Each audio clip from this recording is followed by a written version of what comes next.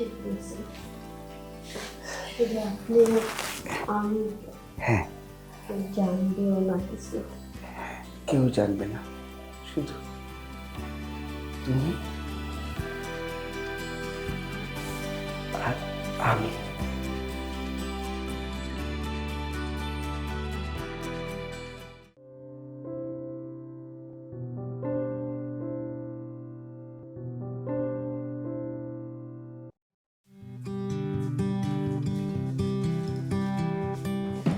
এই শোনো, 10,000 টাকা দাও তো, মার্কেটে যাব।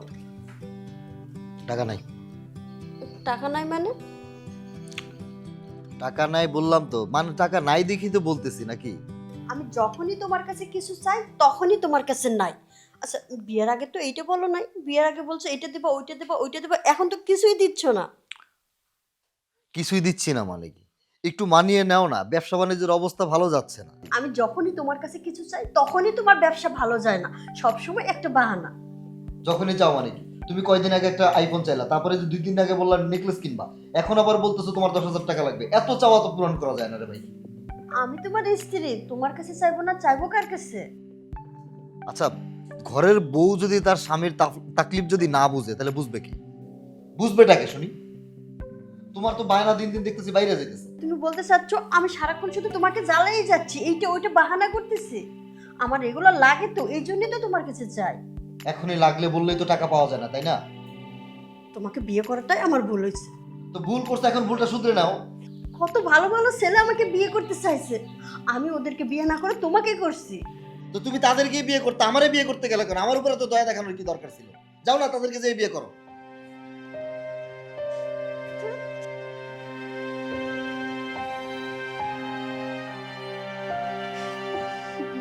জীবনটা বরবাদ হয়ে গেল। যখনই যেটা চাই সেটাই ওর কাছে নাই নাই নাই ছাড়া কোনো সময় কয় না যে কি দিতে পারছে ও আমাকে। না দিতে পারছে মনের শান্তি, না দিতে পারছে ভালো কিছু, সব সময় শুধু আমার সাথে এরকম করে।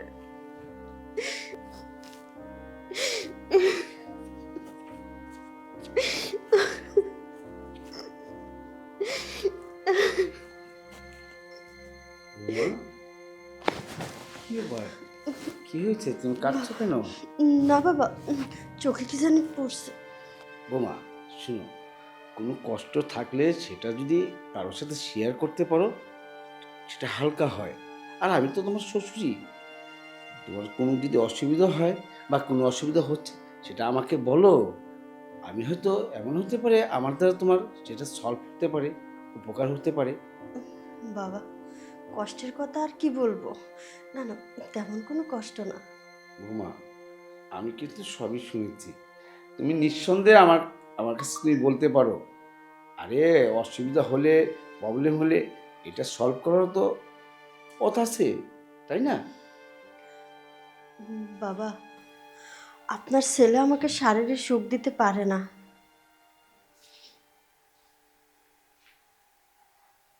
বৌমা, ছেলে দিতে না পারলে কি হয়েছে? আমি আছি না? তোমার এই বাসায় তো আর কোনো পুরুষ নেই, আমি তো আছি। তুমি আমার আমার সাথে সেটা করতে পারো, অসুবিধা কিসের? না না বাবা, এসব আপনি কি বলতেছেন? শুনো, তোমার যে অসুবিধাটা সেটা কিন্তু আমারও। এই যে তোমার শাশুড়ি আমার ঠিকমতো কেয়ার করে না, কোনো আদর যত্ন করে না। আমিও এই সমস্যায় আছি। আর আমার ছেলে তোমাকে কোনো কেয়ার আদর যত্ন করতে পারে না, তুমিও একই সমস্যা। তাহলে আমাদের দুইজনের সমস্যার জন্য এক, তাহলে আমরা দুজন ভাগাভাগি করে নিলে কেমন হয়? আর তোমার যত চাহিদা, চাওয়া পাওয়া, সেটা আমি দিলাম। কিন্তু তাই বাবা, মা তো, মা যদি জেনে ফেলে? তুমি সেটার চিন্তা করো না। তোমার মায়ের মানে তোমার শাশুড়ির ব্যবস্থাটা আমি করে নেব। তুমি শুধু একবার হ্যাঁ বললো, তাহলে সলভ হয়ে গেল। তুমি পেলে, আমিও পেলাম। বোমা,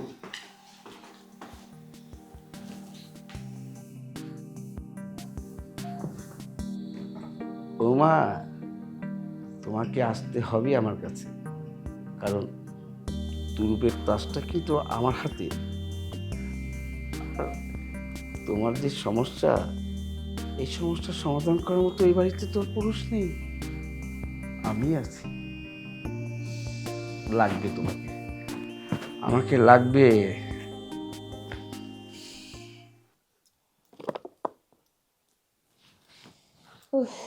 বাতের ব্যথা, স্বামীর সেবা করুম তো দূরের কথা, নিজের সেবা করে কুল পাইতাছি না। কি যে মোর ব্যথা হয়েছে, বয়সকালে কত ধরনের ব্যথা বাড়ে।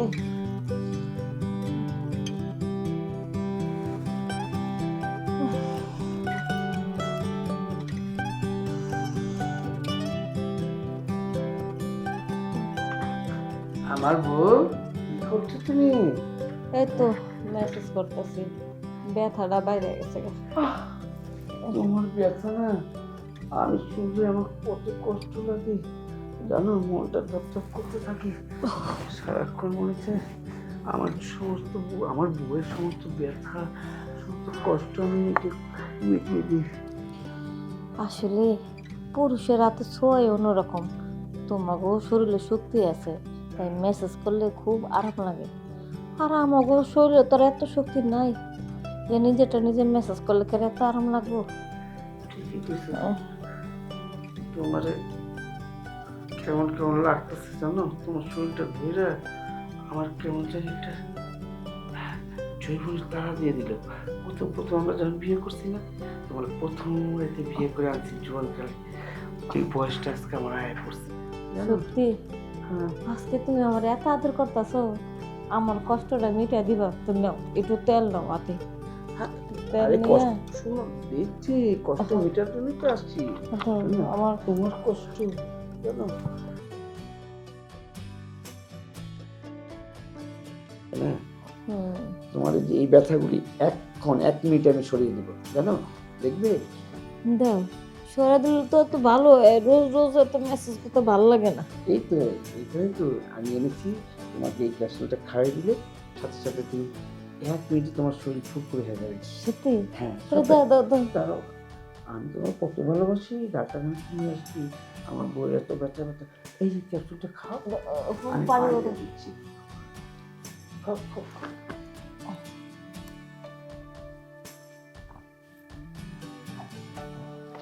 খেয়েছো? এখন দেখবে একদম নিজে কত ফুরফুরে লাগবে, আর তোমার তুমি আদর করলে যা ভালো লাগবে আজকে।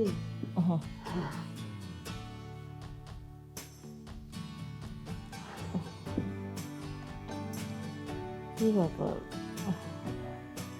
এটা খাওয়ার পর দিয়ে আমার ঘুম হইতেছে। হ্যাঁ, ঘুম তো আসবি, আমি তোমাকে আদর করবো না, আসো তোমাকে ঘুমিয়ে দিই। আমাকে আমাকে একটু ভালো করে শোনো।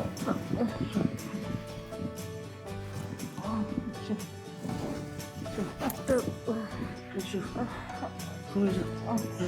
এই যে তোমাকে আদর করবো।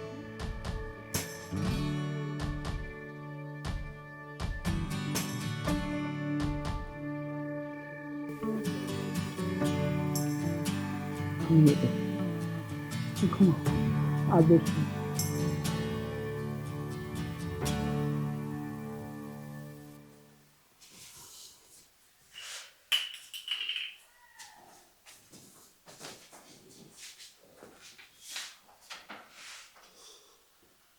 আমি জানতাম বৌমা তুমি আসবে, আর তোমার কথাই আমি ভাবছিলাম। না সে আর কি করব, আসতে তো হবেই। আমি জানি তুমি আসবে, এসে যখন পড়েছো তাহলে আজকে আমরা আনন্দ ফুর্তি করবো। বাবা, ওই শাশুড়ি মা, আরে তুমি শাশুড়ি মায়ের কাছে চিন্তা করো না, আমি ঘুমের ট্যাবলেট খাইয়ে ঘুমিয়ে নিচ্ছি, বিয়ের কালকে ছাড়া উঠবে না।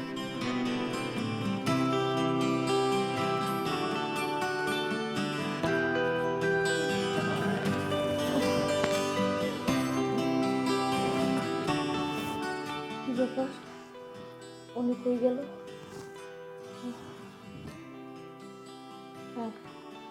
আমি তো মেসেজ করে ধরছিলাম, মনে হইলো আমার আদর করলো, আর তোরা পারতেছিল কল্লটা করতে পারতেছিল। আমি তো ঘুমায় পড়ছিলাম, তাহলে অনেক হয়ে গেল। দেখি এখনকারটা বলছি না, ভবিষ্যতেরটা বলছি। আরে ভবিষ্যৎ, শুনো, তুমি আর আমি জানি এই ব্যাপারটা। তুমি যদি কাউকে না বলো আর আমি যদি কাউকে না বলি, তাহলে ভবিষ্যৎ আর কেউ জানবে না, তাই না? ঠিক বলছেন। শুধু আপনি আমি হ্যাঁ, জানবেও না কিছু। কেউ জানবে না, শুধু তুমি আর আমি।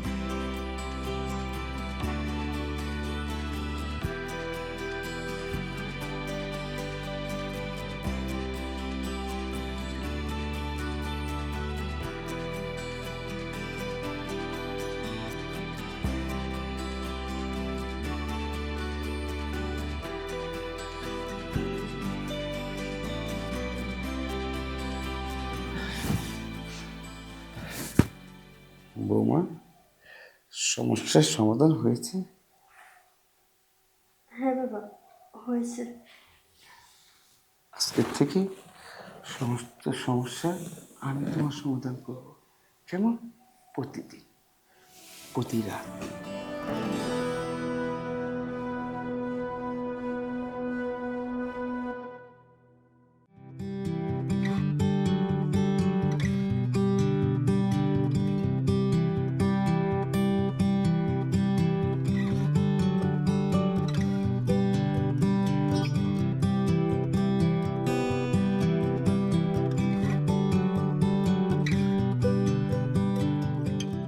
কি ব্যাপার মা, তুমি অফিসে? হ্যাঁ, কোনো সমস্যা? সমস্যা আছে বিধায় তো অফিসে আসতে হলো আমার। তুমি তো ফোন করতে পারতে। সব কথা ফোনে বলা যায় না, সামনাসামনি বলতে হইব, তাই চলে আসলাম। কি হয়েছে বলো তো? কি আর বলবো, তোর বউ যে এত বড় একটা জঘন্য কাজ করব আমি ভাবতেও পারিনি। পরে চিন্তা করলাম যে না, আমার ছেলেকে যদি আমি না জানি তাহলে তো আমার ছেলের ভবিষ্যৎ অন্ধকার। আসলে তোর বউ যে কি করে না করে তুই কি কোনো খোঁজ খবর রাখোস? তোর বউর কিন্তু চরিত্রটা ভালো মনে হইতাছে না। আচ্ছা মা, তুমি কি আবল তাবল, তুমি একটু বসো তো, কি হয়েছে আমার কাছে বসে বলো তো। আমি তো নিজে মানতে পারতাছি না, ব্যাপারটা শোনার পরে তোর মাথা ঠিক থাকবে কি না সেটা তো বুঝে উঠতে পারতাছি না। কি আর বলবো, তোর বউ তোর বাপের সাথে খারাপ কাজে লিপ্ত আছে। না মা, তুমি এসব উল্টাপাল্টা কথা বলবা না, এটা হতেই পারে না। কি বলো তুমি এসব? আরে তোর বিশ্বাস হচ্ছে না? আমারই তো প্রথম বিশ্বাস হলো না, কিন্তু জিনিসটা নিজের চোখে যেহেতু দেখেছি আর মানতে পারতাছি না। আমি জানি তুই বিশ্বাস করবি না, এটা বিশ্বাস না হওয়ারই কথা।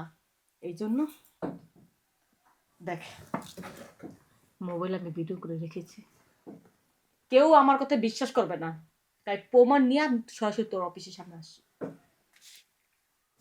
মা সরাও এগুলো, সরাও, আমার এগুলো দেখতে ইচ্ছা করতেছে না।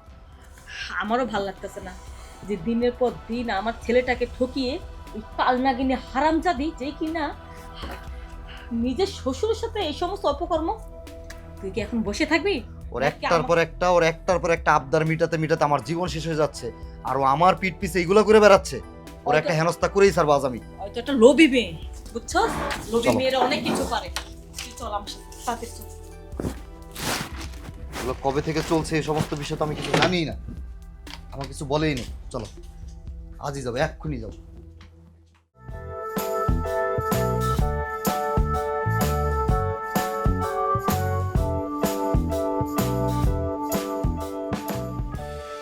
এসেছো? হ্যাঁ, আসছি। আপনি যে ভালোবাসা দিচ্ছেন সেটা কি ভুলতে পারে? আর তুমি যে ভালোবাসাটা আমাকে দিয়েছো, মনে হয় আমার জৈবনে আবার তাড়না দিয়েছে। ছটফট ছটফট কেমন জানি কি কি চায় জানো, নেশার মতো হয়ে গেছে, না খেলে ভালোই লাগে না। আজকে আমি তোমাকে সারাক্ষণ আদর করবো, বেশি বেশি আদর করবো। আমাদের এই ভালোবাসা সব সময় থাকবে। সবসময় থাকবে, শুধু তুমি জানো আর আমি জানি, আর কেউ জানবে না। আর আমরা